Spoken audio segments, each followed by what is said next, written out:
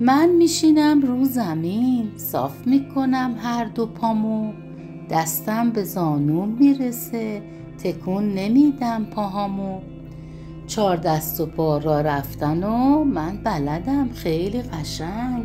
با دست و پا که راه میرم مثل چیم؟ مثل پلنگ. مثل یه خرگوش میپرم، جست میزنم میرم بالا.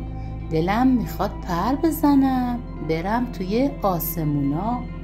من میتونم کفش بپوشم، پامو بکوبم به زمین، ولی مامان به من میگه سر و صدا نکن بشین.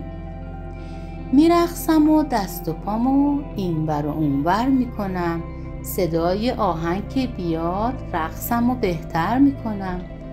وقتی مواظب نباشم تلپ میافتم رو زمین، اما خودم زود پا میشم، بابام میگه 100 آفرین.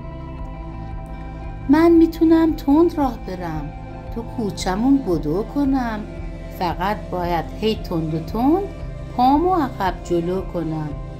من میتونم سر بخورم رو برفا یا رو سرسره، خودم میدونم این کارا یه خورده هم خطر داره. من میتونم هی خودمو کش بدم و دراز کنم، همین جوری که میبینی دست و پاهامو باز کنم.